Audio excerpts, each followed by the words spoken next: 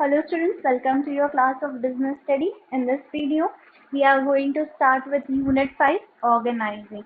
As we have studied earlier, organizing is a function of management, right? There are total five functions that are performed by the management: planning, organizing, directing, controlling and staffing, right? You have studied about planning. आप planning के बारे में already पढ़ चुके हो and today we are going to start unit 5 that is organizing, another function of management. हम लोगों ने ऑर्गेनाइजिंग के बारे में पहले थोड़ा बहुत पढ़ लिया है कि ऑर्गेनाइजिंग का मीनिंग क्या होता है. सबसे पहला जो प्रोसेस होता है मैनेजमेंट में दैट इज प्लानिंग, है ना. प्लान किया जाता है, प्लान फ्रेम किए जाते हैं that what activities are needed to be performed, है ना. And according to that activities, different resources and all things which are required, अलग अलग resources जो कि उस प्लान को accomplish करने के लिए लगेंगे, यूजफुल होंगे, वो ऑर्गेनाइज किए जाते हैं. This is organising.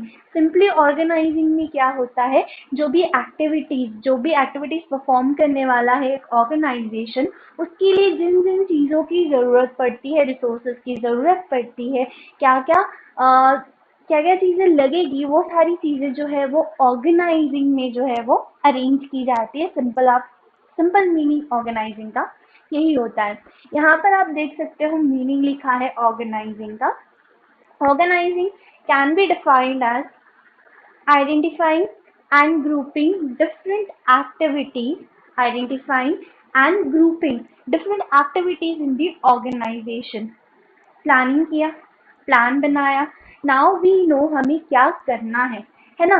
जब हमें पता होता है कि हमें क्या करना है, we know what activities are needed to be perform, right.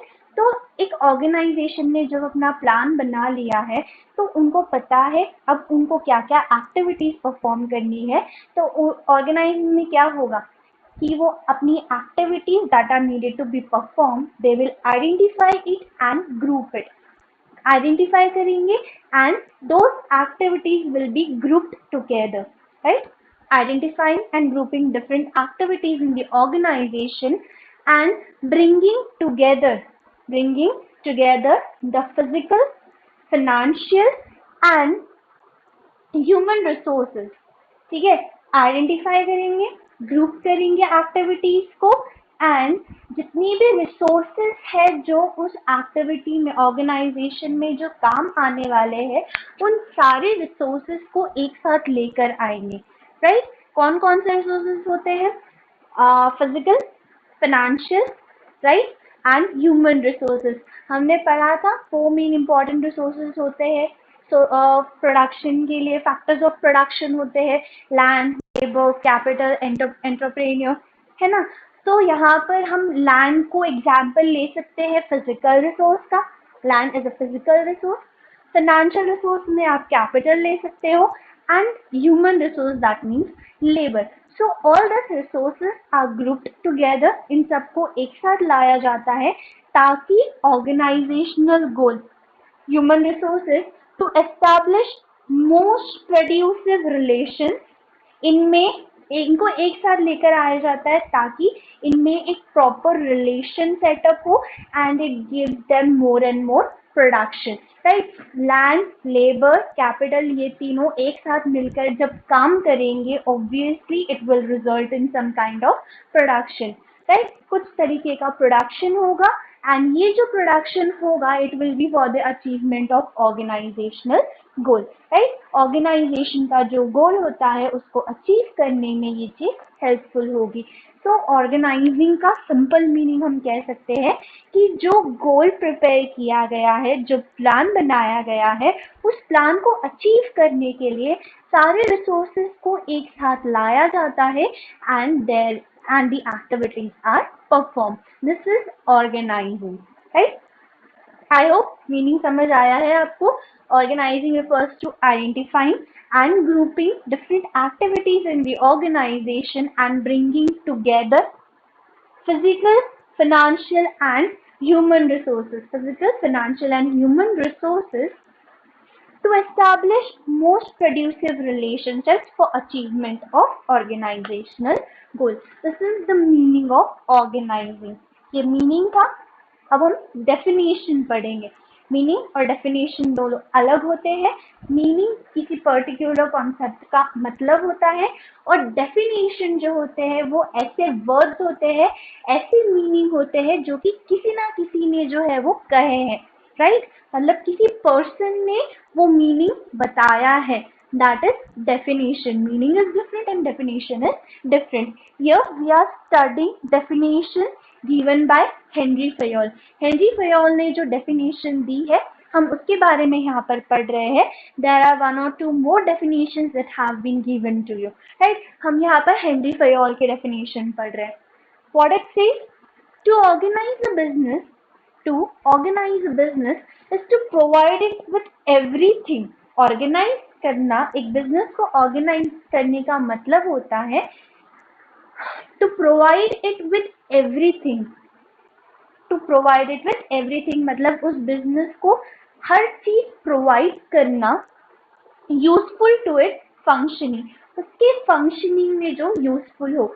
Simple meaning, organising का मतलब होता है सारे रिसोर्सेज जो है वो उस ऑर्गेनाइजेशन में अवेलेबल करवाना जो कि प्रोडक्शन प्रोसेस में या फिर उसकी फंक्शनिंग में यूजफुल हो। फंक्शनिंग मतलब जो वो एक्टिविटी परफॉर्म करते हैं, है ना, इसका मतलब होता है ऑर्गेनाइजिंग।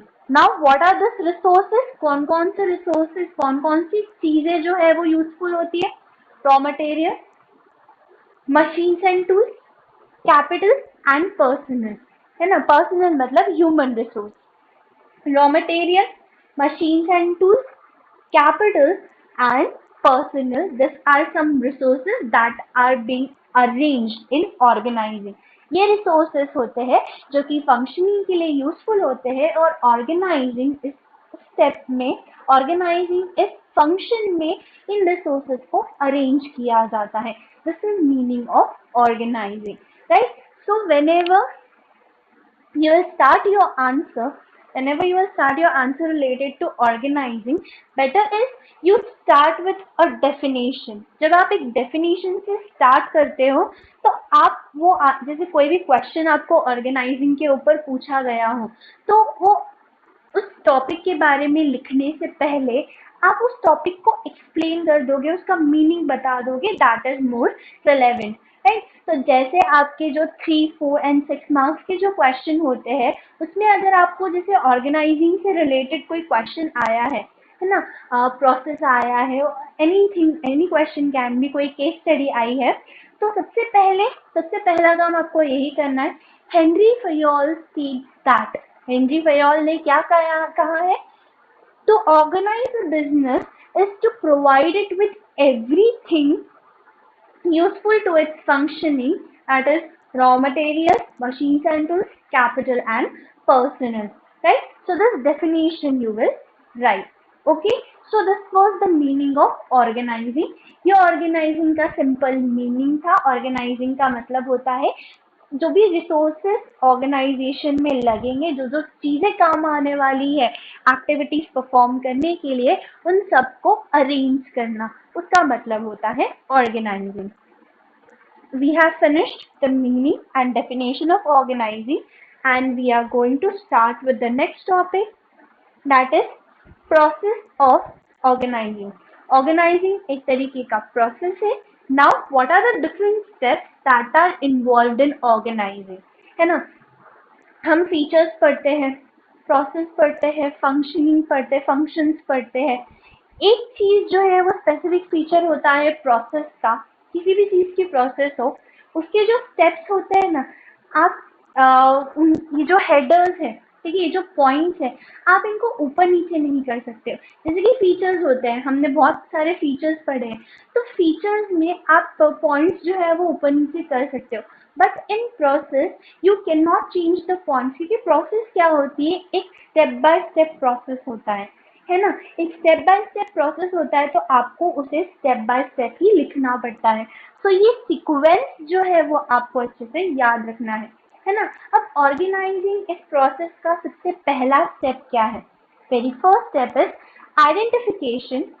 क्या identification, what is needed to be identify, कि कौन कौन सी एक्टिविटीज परफॉर्म करनी है। Identification, and division of work, जो भी एक्टिविटीज परफॉर्म करनी है अब उनको डिवाइड करना है ना, डिवीजन ऑफ वर्क करना है।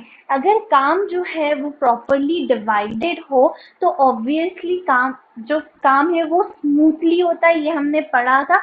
And even this is one of your principle of management, that is division of work. हमने पहले भी डिवीजन ऑफ वर्क पढ़ा था, राइट?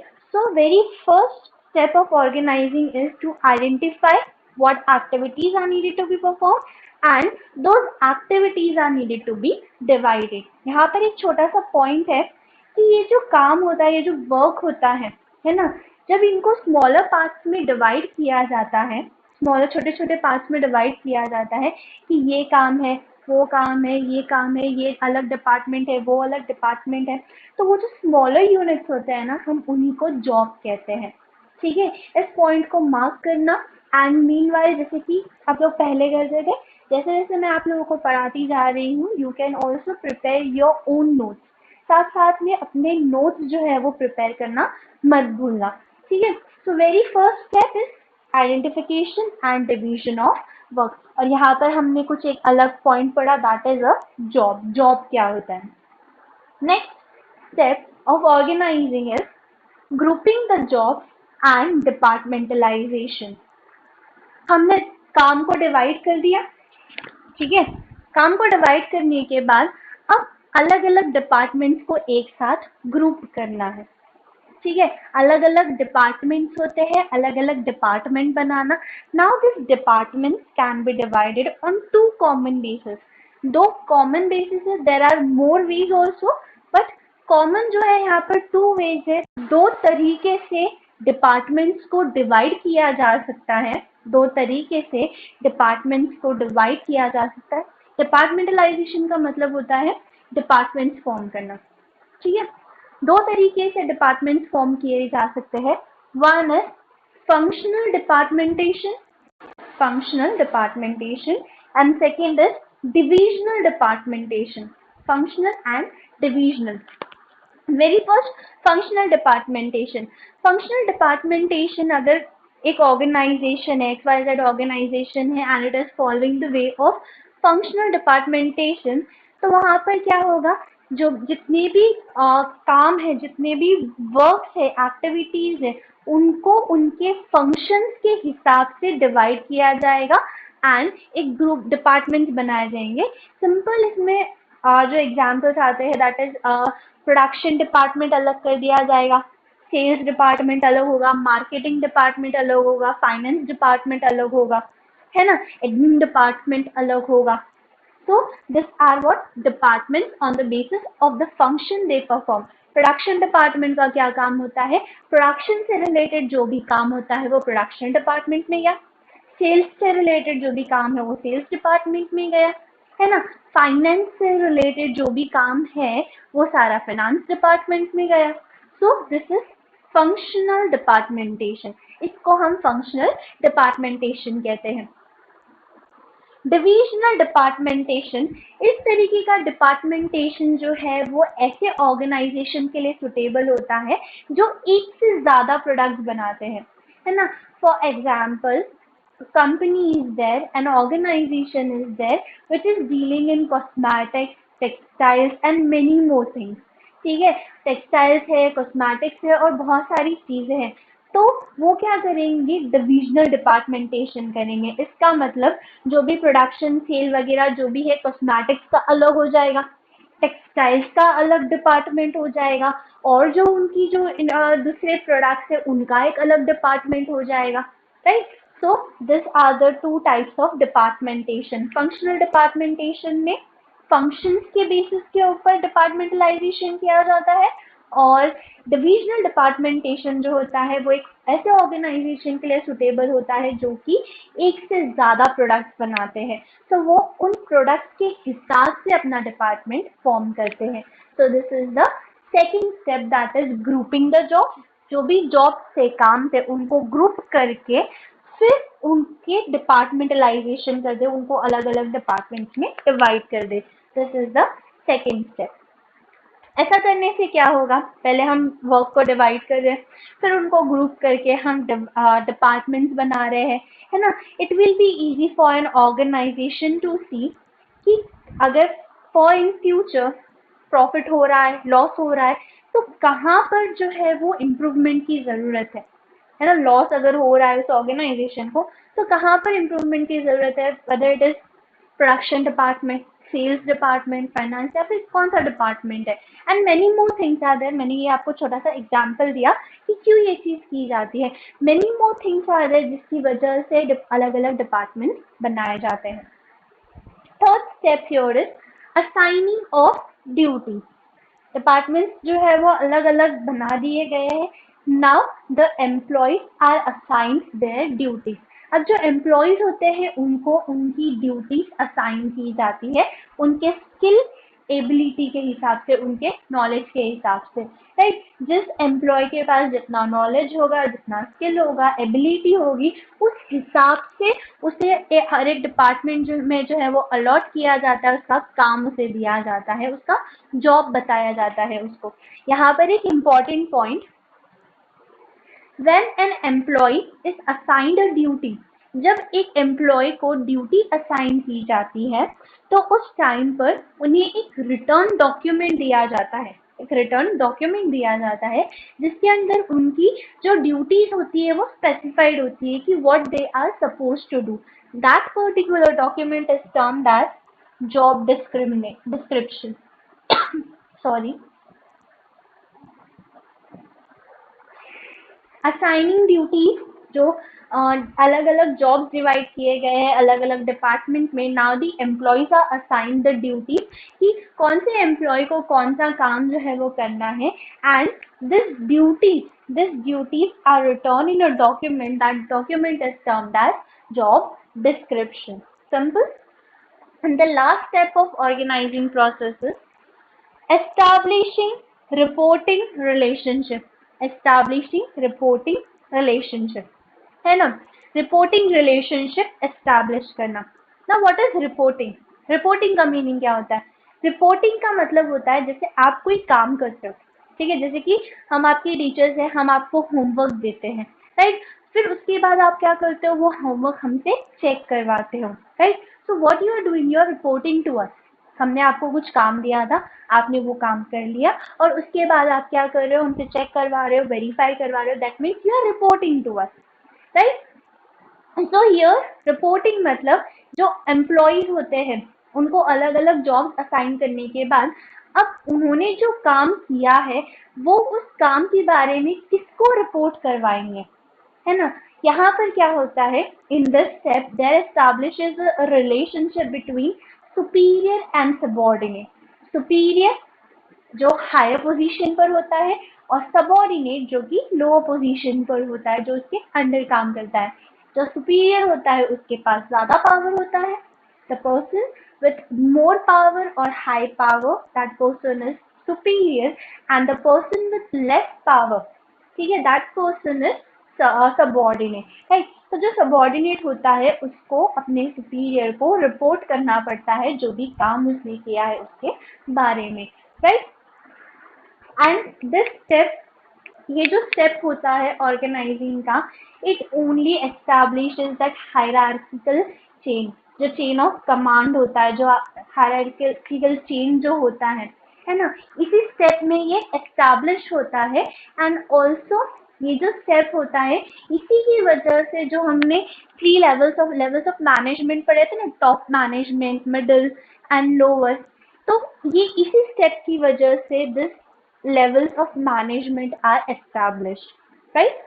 I hope ये process आपको clear हो चुका होगा। First we saw identification and division of work, then grouping the jobs and departmentalization, assigning of duty, and fourth one is establishing reporting relationship.